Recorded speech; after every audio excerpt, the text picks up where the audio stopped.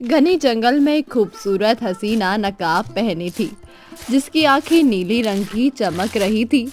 लंबे घने काले बाल। वो घने जंगलों से गुजर रही थी। वहां से गुजर रही गांव की दो लड़कियां उसे देख मोहित हो जाती है। रितु, वो देखो, वो लड़की कौन है? कितनी खूबसूरत है। नकाब पहने घने जंगलों से जा रही है। उसकी आंखें तो कोई अप्सरा से कम नहीं है। हाँ, तुम बिल्कुल ठीक कह रही हो हेमा। ये तो सच में बहुत ही खूबसूरत लग रही है। इसकी आंखें इतनी खूबसूरत है तो इसका पूरा चेहरा कितना खूबसूरत होगा। चलो चलकर इससे बातें करते हैं और इसका पूरा चेहरा देखते हैं। हाँ, बिल्कुल ठीक कह रही हो। चलो चलते हैं। फिर दोनों उस अप्सरा के पीछे पीछे जाने लगती है। ये क्या? तुम दोनों कौन हो और मेरा पीछा क्यों कर रही हो? आप बहुत ही खूबसूरत हो। आपकी ये दोनों नीली आंखें किसी चांद से कम नहीं है। और आपके बाल, ये बाल सच में बहुत खूबसूरत है। आप बहुत खूबसूरत दिख रही हो, इसीलिए हमें आपका पूरा चेहरा देखना है। हाँ, मुझे भी आपका चेहरा देखना है। तुम्हें मेरी आंखें और मेरे बाल बहुत पसंद आए। क्या तुम्हें भी मेरे जितना खूबसूरत होना है? ये तो बहुत ही खुशी की बात होगी कि मैं आपकी तरह खूबसूरत हो सकूं। अरे, कौन लड़की होगी जिसे खूबसूरती नहीं पसंद? हाँ हाँ, मुझे भी आपके जैसा खूबसूरत होना है। हाँ, मुझे भी होना है। मुझे भी आपकी तरह खूबसूरत बनना है। ठीक है, रुको, अभी मैं तुम दोनों को अपने से भी ज्यादा खूबसूरत कर देती हूँ। इतना कहते ही अप्सरा की दोनों आंखों से तेज रोशनी निकलने लगती है, जिससे ऋतु और हेमा की खूबसूरती अप्सरा के अंदर समाने लगती है, जिससे कि अप्सरा की आंखें और उसके बाल और भी ज्यादा चमकने लगते हैं। ये मुझे कुछ दिख क्यों नहीं रहा? और क्या मेरा चेहरा इतना बूढ़ा जैसा क्यों हो रहा है? ये क्या कर रही हो तुम? देखो, हम लोगों ने तुम्हें खूबसूरत बनाने को कहा था, पर तुमने तो हमें बदसूरत और बूढ़ी बना दिया है और हम दोनों की आंखों की रोशनी चली गई। नहीं, ऐसा नहीं हो सकता। तुम लोगों ने क्या सोचा था कि मैं तुम लोगों को खूबसूरत बना दूंगी? अब चली जाओ यहाँ से। वो तो शुक्र मनाओ कि मैंने तुम्हें बख्श दिया, वरना तुम्हें इससे भी भारी कीमत चुकानी पड़ती। अप्सरा घने जंगलों में ओझल हो जाती है और दोनों लड़कियां फूट फूट कर रोते हुए गांव की तरफ भागने लगती है। वहीं दूसरी तरफ अप्सरा एक पेड़ के नीचे जाकर बैठ जाती है और अचानक उसकी आंखों से आंसू निकलने लगते हैं। मैं इतना कुछ हासिल करके भी खुश क्यों नहीं रह पा रही हूँ? मुझे पता नहीं क्या हो गया है। मैं चाह कर भी इस खूबसूरती की खुशी नहीं मना पाती हूँ। अप्सरा की आंखों से लगातार आंसू बहने लगते हैं। वहीं दूसरी तरफ दोनों लड़कियां बदहवास भागते हुए गांव के चौपाल पर पहुंचती है। उनकी हालत देखकर मुखिया और गांव वाले चौंक जाते हैं। अरे, ये देखो, देखो तो सही, ये दोनों कौन भिखारिने हैं जो हमारे गांव की तरफ भागती आ रही हैं? ऐसा लग रहा है मानो जैसे इनकी आंखों की रोशनी चली गई है। हाँ मुखिया जी, लगता है ये कहीं की भिखारी हैं। इतने में दोनों लड़कियां जैसे तैसे मुखिया के पास पहुंचती है। मुखिया जी, हमें बचा लीजिए। उस अप्सरा ने हमारी आंखों की रोशनी छीन ली और हमें बदसूरत बना दिया। हाँ मुखिया जी, उसने हमें खूबसूरत बनाने का वादा किया था और हमें कहीं का नहीं छोड़ा। उनकी बातें सुनकर सभी के पैरों तले जमीन खिसक जाती है। गांव में सन्नाटा छा जाता है। क्या? यानी वो अप्सरा फिर से लौट आई है? हे भगवान, वो तो हमारी गांव की सबसे खूबसूरत लड़कियां और लड़कों की आंखों की चमक छीन लेती हैं। पता नहीं वो किस जन्म का बदला ले रही हैं हमसे। मुखिया जी, ये हादसे तो दिन प्रतिदिन बढ़ते जा रहे हैं। हमें कुछ ना कुछ करना होगा, वरना हमारे गांव की सारी खूबसूरत लड़कियां बदसूरत हो जाएंगी। उनका आतंक बढ़ता ही जा रहा है। हाँ, तुम ठीक कहते हो। चलो, आज ही हम इसका समाधान निकालते हैं। सुना है जंगल में एक बहुत ही बड़े साधु महात्मा हैं जिनके पास हर समस्या का समाधान है। वो हमें कोई ना कोई उपाय जरूर बताएंगे। इतना कहकर सभी गांव वाले वहां से निकल पड़ते हैं। वहीं दूर खड़ा सेठ का बेटा अविनाश ये सारी बातें सुन लेता है और उसके मन में लालच आ जाता है। क्या एक अप्सरा जिसकी आंखों में इतनी तेज रोशनी है, यानी वो सबकी खूबसूरती को इकट्ठा कर रही है। अगर उसकी शक्ति मुझे मिल जाए तो मैं सर्वशक्तिशाली हो जाऊंगा। यही अच्छा मौका है अविनाश, चल अपने आगे का दांव खेल। अविनाश वहां से निकल पड़ता है और घने जंगलों से होते हुए एक बूढ़े तांत्रिक के पास पहुंच जाता है। आओ अविनाश, आओ, बताओ आज यहाँ कैसे आना हुआ? अविनाश की आंखों में लालच साफ दिखाई दे रहा था। वो उस बूढ़े तांत्रिक के सामने हाथ जोड़कर खड़ा हो जाता है। बाबा, आप तो जानते ही हैं कि मैं कब से आपकी आराधना कर रहा हूँ ताकि आपकी तरह शक्तिशाली हो जाऊं। सुना है जंगल में एक बेहद खूबसूरत अप्सरा घूम रही है जो गांव की सभी लड़कियों की सुंदरता और आंखों की चमक छीन रही है। मुझे उसकी शक्तियां चाहिए, मैं सर्वशक्तिशाली होना चाहता हूं। तुमने बहुत अच्छा सोचा है बेटा, लेकिन उस अप्सरा के करीब जाना खतरे से खाली नहीं है। उसकी आंखों की रोशनी किसी को भी भस्म कर सकती है। मुझे वो शक्तियां हासिल करने के लिए कुछ भी करना पड़े, मैं तैयार हूं। बस आप मुझे रास्ता बताइए। तो ठीक है, अमावस्या की रात के दूसरे पहर तुम इस घने जंगल के बीच वाले तालाब पर खड़े रहना। उसी वक्त वो अप्सरा वहां पर आएगी। उसके बाद तुम्हें वही करना है जो मैं कहूंगा। बूढ़ा व्यक्ति अविनाश के कान में अपना पूरा षड्यंत्र बता देता है। अविनाश एक रहस्यमय मुस्कान के साथ वहां से चला जाता है। वहीं दूसरी तरफ गांव वाले परेशान होकर त्रिकुटा पहाड़ की एक कुटिया में पहुंचते हैं जहां एक साधु महाराज तपस्या में लीन थे। साधु महाराज, आंखें खोलिए, हम सब आपकी शरण में आए हैं। हमारे गांव पर बहुत बड़ी विपदा आ गई है। साधु महाराज अपनी दिव्य आंखें खोलते हैं और सामने गांव वालों की भीड़ देखकर हैरान रह जाते हैं। क्या हो गया है? आज पूरा गांव एक साथ मेरे आश्रम में, सब ठीक तो है ना? क्या कोई बड़ी समस्या आ गई है क्या? महाराज, एक अप्सरा हमारे गांव की खुशियां और सुंदरता छीन रही है। वो सबको बदसूरत बना रही है, हमें बचाइए। ये तो एक ना एक दिन होना ही था।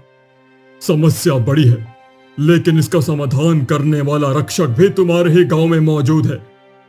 साधु महाराज, आखिर कौन है वो जो हमें इस मुसीबत से निकाल सकता है? तुम्हारे गांव का वो लकड़हारा वीर, वही तुम्हारी सारी समस्याओं का समाधान करेगा। ठीक है बाबा, जैसा आप कहें। चलो गांव वालों, हम वीर के पास चलते हैं। सभी गांव वाले इकट्ठे होकर वीर के घर पहुंच जाते हैं। वीर सबको एक साथ देखकर चकित रह जाता है। ये क्या, आप सब यहाँ पर एक साथ? सब ठीक तो है ना? मुखिया वीर को साधु महाराज की कही सारी बातें बता देता है। तो भला मैं उस अप्सरा का सच कैसे जान सकता हूँ और इस समस्या का समाधान मैं कैसे करूंगा? मैं तो एक साधारण सा लकड़हारा हूँ। हमें नहीं पता, पर अगर साधु महाराज ने तुम्हें चुना है तो तुम्हें यह करना ही होगा। पूरे गांव की उम्मीद अब तुम पर है। ठीक है, ठीक है। अगर साधु महाराज को मुझ पर भरोसा है तो मैं अपनी तरफ से पूरी कोशिश करूंगा कि आप सबकी समस्याएं दूर कर सकूं। वीर तैयार हो जाता है। धीरे धीरे वक्त बीतता है और अमावस्या की रात आ जाती है। अविनाश अपने वादे के मुताबिक घर से निकल पड़ता है। बस कुछ ही देर और, आज रात के दूसरे पहर मुझे वो अप्सरा मिल जाएगी और उसके बाद मैं सबसे शक्तिशाली इंसान बन जाऊंगा। अमावस्या की काली रात में अप्सरा तालाब के किनारे गुमसुम बैठी पानी की लहरों को देख रही होती है। तभी अविनाश दबे पांव वहां पहुंचता है। अच्छा, तो आखिर मुझे ये अप्सरा मिल ही गई। अब जल्दी से मैं वैसा ही करता हूँ जैसा पापा ने मुझे बताया था। जैसे ही अविनाश अप्सरा के करीब पहुंचता है और अप्सरा की नजर उस पर पड़ती है, अचानक अप्सरा की आंखों के सामने पुरानी यादों का मंजर घूमने लगता है। कुशालपुर नामक गांव में विशाखा नाम की एक बेहद खूबसूरत देहाती लड़की रहती थी। गरीब होने के बावजूद उसकी सुंदरता ऐसी थी कि पूरे गांव के लड़के उससे विवाह करने को आतुर थे। एक दिन विशाखा मिट्टी का घड़ा लेकर जंगल से गुजर रही होती है। तभी अविनाश उसका रास्ता रोक लेता है। ये क्या, तुम मेरे रास्ते में क्यों खड़े हो? हटो यहाँ से। देखो विशाखा, मैं तुमसे बहुत प्रेम करता हूँ। मैं तुम्हें कब से देख रहा था। मैं तुमसे शादी करना चाहता हूँ। मुझे माफ कर दो, पर मैं किसी और से प्रेम करती हूँ। मैं वीर से बहुत प्रेम करती हूँ और उसके सिवा मैं किसी और से शादी करने के बारे में सोच भी नहीं सकती। तुम ये कैसी बातें कर रही हो? मैं एक सेठ का बेटा हूँ। मेरे पास धन दौलत की कोई कमी नहीं है। उस वीर के पास क्या है? वो तो एक मामूली लकड़हारा है। उसके पास एक वक्त का ढंग का खाना भी नहीं है। तुम उसे छोड़ दो और मुझे अपना लो। मैं तुम्हें बहुत खुश रखूंगा। कुछ भी हो जाए, पर मैं अपने प्रेम को तुम्हारे धन के लिए नहीं ठुकरा सकती। विशाखा वहां से चली जाती है, पर अविनाश के मन में नफरत की आग जलने लगती है। एक मामूली सी लड़की होकर इसने एक सेठ के बेटे को ठुकराया। इसे अपनी खूबसूरती पर बहुत घमंड है ना। अब देखो मैं तुम्हारे साथ क्या करता हूँ। कुछ दिन बाद विशाखा तालाब से पानी लेने जा रही होती है कि तभी अचानक अविनाश पीछे से आता है और विशाखा का चेहरा काले कपड़े से ढक देता है। वो उसे जबरन उठाकर एक ऊंची पहाड़ी पर ले जाता है। अगर तुम मेरी नहीं हो सकती तो किसी और की भी नहीं हो सकती हो। कौन हो तुम? सामने आओ। मेरा मेरा हाथ छोड़ो। अविनाश बिना कुछ कहे उसे पहाड़ी के किनारे पर छोड़ देता है और वहां से भाग जाता है। तभी विशाखा पहाड़ी से नीचे गिरने लगती है, जिस वजह से विशाखा के सिर पर गहरी जख्म लगती है और उसकी आंखों की रोशनी हमेशा के लिए चली जाती है। ये क्या? मैं कहाँ हूँ? मुझे कुछ दिखाई क्यों नहीं दे रहा? कोई है? मेरी मदद करो, कोई है? विशाखा बेबस होकर जंगल में भटकने लगती है। वहीं दूसरी तरफ तालाब के किनारे बैठा वीर उसका इंतजार कर रहा होता है। ये क्या? मैं कब से इंतजार कर रहा हूँ। विशाखा ने तो कहा था कि वो आज मुझसे मिलने के लिए आएगी, पर वो तो अभी तक आई नहीं है। वीर परेशान होकर विशाखा के घर पहुंचता है, पर वो वहां भी नहीं मिलती। तभी दूर खड़ा अविनाश ये सब देख रहा होता है। अच्छा, तो इस दो कौड़ी के लकड़हारे की वजह से उसने मुझे ठुकरा दिया। अब देखो मैं इसके साथ क्या करता हूँ। अविनाश चेहरा बनाकर वीर के पास आता है। अविनाश, क्या तुमने विशाखा को देखा है? वो कहीं मिल नहीं रही है। वो तुम्हें कभी नहीं मिलेगी वीर। ये तुम कैसी बातें कर रहे हो? क्या मतलब है तुम्हारा? देखो, वो एक बहुत ही बड़े ठाकुर के बेटे सूरज प्रताप के साथ ये गांव छोड़कर हमेशा के लिए चली गई है। उसने तुम्हें धोखा दिया है वीर। नहीं, ऐसा नहीं हो सकता। वो मुझे कभी धोखा नहीं दे सकती है। मैं झूठ नहीं बोल रहा हूं वीर, मैं सच कह रहा हूं। तुम्हें मेरी बातों पर यकीन नहीं है तो तुम उसे हर जगह ढूंढ लो, वो तुम्हें कहीं नहीं मिलेगी। वीर वहीं जमीन पर बैठकर फूट फूट कर रोने लगता है। उसका दिल बुरी तरह टूट चुका था। मैंने कभी नहीं सोचा था कि विशाखा मुझे इस तरह से धोखा देगी। मैंने तो उसे ही अपनी दुनिया माना था। ओहो हो।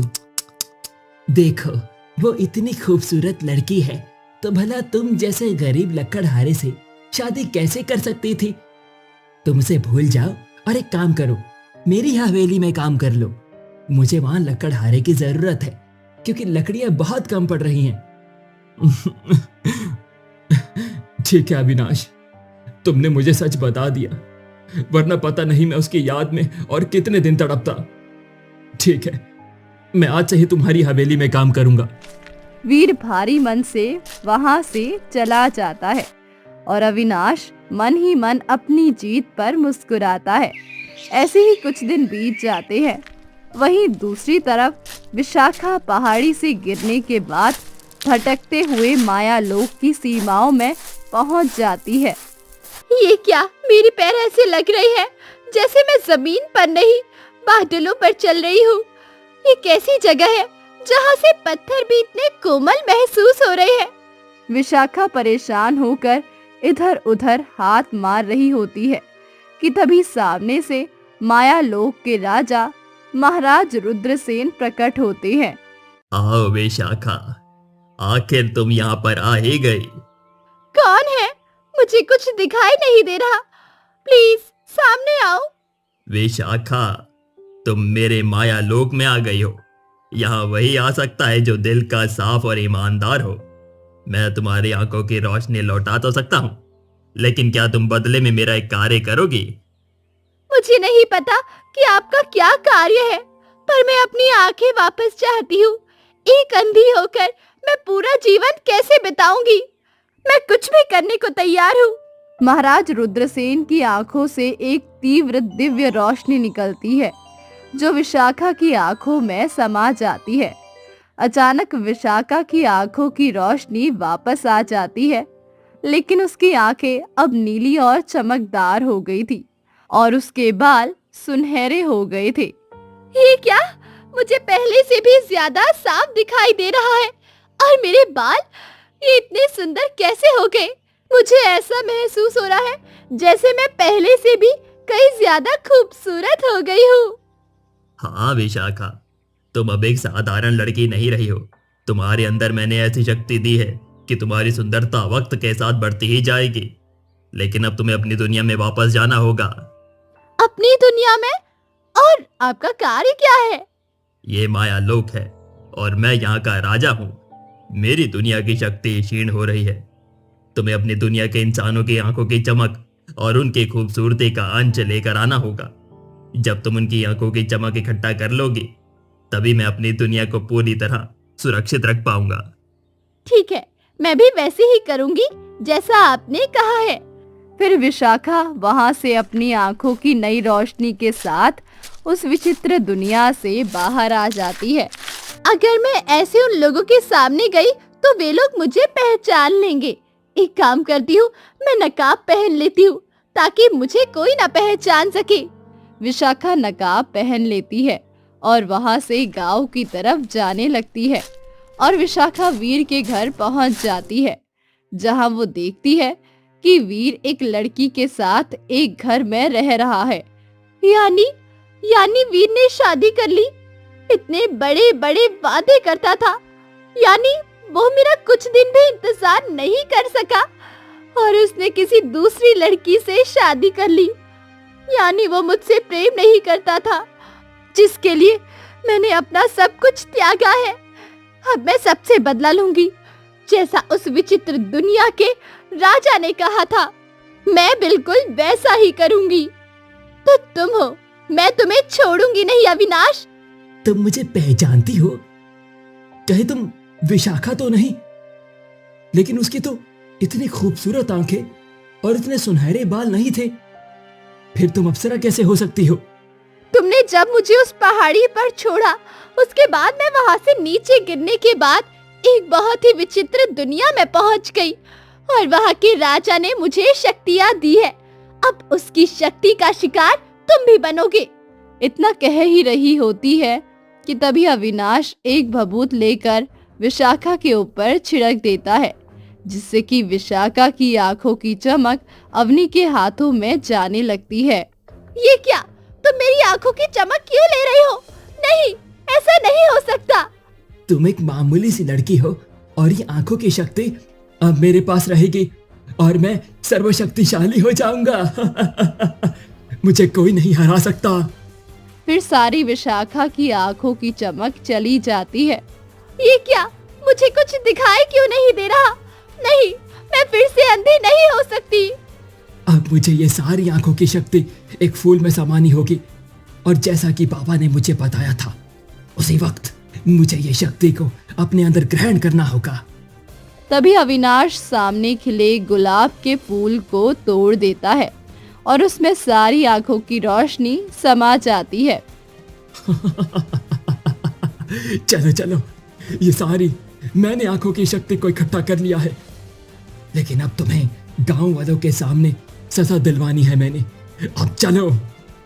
फिर अविनाश विशाखा का हाथ पकड़ लेता है और उसे खींचते हुए गांव की तरफ ले जाता है। नहीं, तुम ऐसा नहीं कर सकते। छोड़ दो मुझे।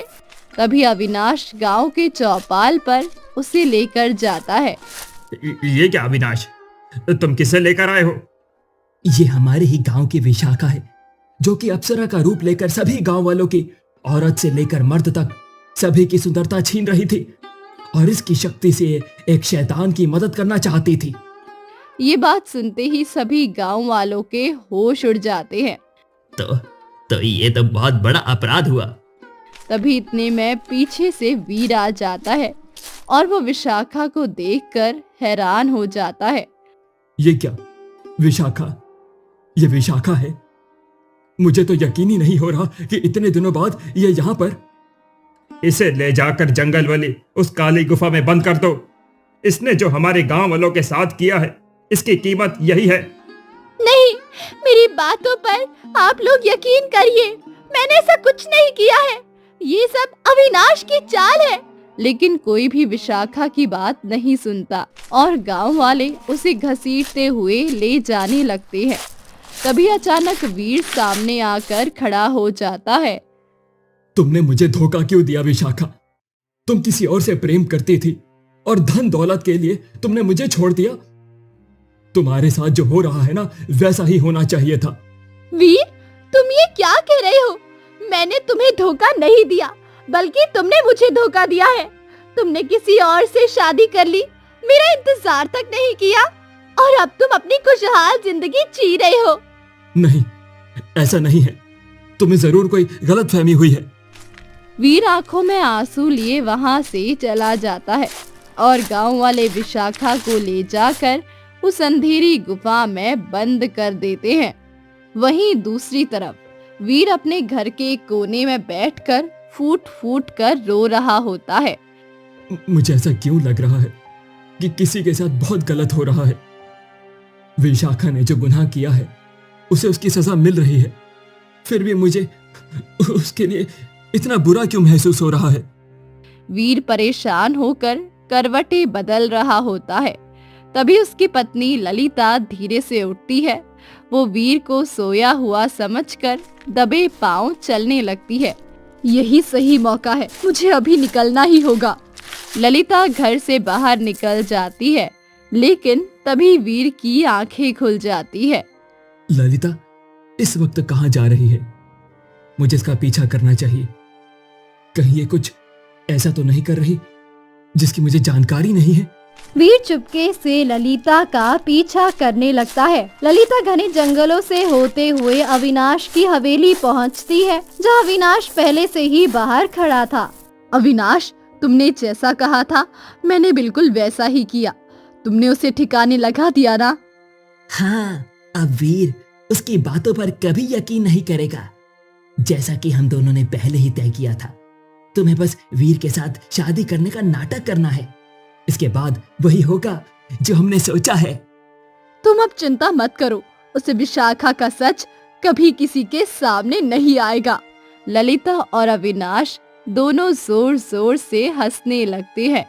दूर खड़ा वीर ये सारी बातें सुन लेता है और उसके होश उड़ जाते हैं। यानी विशाखा के साथ इन लोगों ने मिलकर मुझे बहुत बड़ा धोखा दिया है। मुझे तुरंत उससे मिलना होगा। वीर भागकर घने जंगल की उस गुफा के पास पहुंचता है और विशाखा को फूट फूट कर रोते हुए देखता है। विशाखा, आखिर तुम्हारे साथ क्या हुआ है? मुझे पूरा सच बताओ, क्योंकि मुझे अब समझ में आ गया है कि यहाँ पर कुछ बहुत गलत हुआ है। विशाखा रोते हुए वीर को अपनी पूरी कहानी बता देती है। तो हम दोनों के बीच इतनी बड़ी गलतफहमी पैदा हो गई है। और ये सब करने वाला कोई और नहीं था, अविनाश है। पर तुमने उस विचित्र राजा से ऐसा सौदा क्यों किया? उस वक्त मेरे पास और कोई रास्ता नहीं था वीर।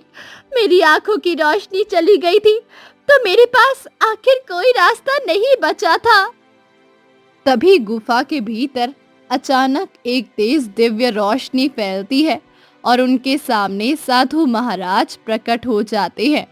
ये क्या साधु महाराज, आप यहाँ? हमें कोई रास्ता बताइए, हम क्या करें? तुम दोनों का प्रेम सच्चा है और तुम लोगों ने प्रेम की अग्नि परीक्षा पास की है। वीर, तुम्हें सबसे पहले अविनाश के पास से वो कमल का फूल हासिल करना होगा। उस फूल पर ये मेरा पवित्र जल डाल देना। तभी साधु महाराज अपने कमंडल से थोड़ा सा जल लेकर एक पात्र में वीर के हाथ में रख देते हैं। ये जल लेकर तुम्हें उस कमल को नष्ट करना है, क्योंकि वो शक्ति अगर अविनाश या उस विचित्र लोक के राजा के हाथ लग गई तो इस पूरी दुनिया का विनाश आ जाएगा। फिर वीर और विशाखा वहां से निकल पड़ते हैं और अविनाश के पास पहुंच जाते हैं। अविनाश उन दोनों को देखते ही घबरा जाता है। ये क्या, तुम इसे लेकर यहाँ कैसे आए? मुझे तुम्हारी सारी सच्चाई पता चल चुकी है। तुमने इसके साथ क्या किया है। अब वो ड्रामा दिखाने की जरूरत नहीं है, समझे तुम? तभी इतने में वीर पात्र का जल लेकर अविनाश के हाथ में रखे हुए कमल के फूल पर छिड़क देता है, जिससे वो कमल का फूल पूरी तरह नष्ट हो जाता है। नहीं नहीं, ऐसा नहीं हो सकता। आखिर तुमने ये सब कैसे कर दिया? मुझे तुम्हारी सारी सच्चाई पता चल चुकी थी, इसलिए अब कुछ भी छुपाने की जरूरत नहीं है, समझे तुम? अब तुम्हें इसकी सजा गांव की पंचायत जरूर देगी। इतना कहकर वे सब गांव की पंचायत पर आ जाते हैं और तभी सारा सच सबको बताते हैं। अच्छा, तो इसकी सजा अब इसे जरूर मिलेगी। इसने पूरे गांव वालों के साथ गलत किया है। हमें माफ कर दो, हमसे गलती हो गई। नहीं नहीं, ललिता, तुम तो मेरी पत्नी थी ना। भले कैसे भी मैंने तुमसे शादी की थी, पर तुमने मुझसे इतना बड़ा सच छुपाया। इसीलिए आज के बाद तुम भी मुझसे कभी मत मिलना। मुझे तुमसे कोई वास्ता नहीं है, चली जाओ यहां से। इतना कहकर गांव वाले ललिता और अविनाश को वहां से लेकर चले जाते हैं। मुझे अब जाने दो वीर, मैं अंधी हो गई हूँ। मैं अब तुम्हारे लायक नहीं रही। नहीं विशाखा, तुम अंधी हो गई हो तो क्या हुआ? तुम मेरी हो और हमेशा मेरी ही रहोगी। मैं तुम्हें इसी रूप में अपनाता हूं और मैं अपना बाकी का जीवन तुम्हारे साथ बिताना चाहता हूं। इतना कहकर वीर विशाखा को लेकर वहां से चला जाता है और कुछ ही दिनों में दोनों शादी करके खुशी खुशी साथ रहने लगते हैं।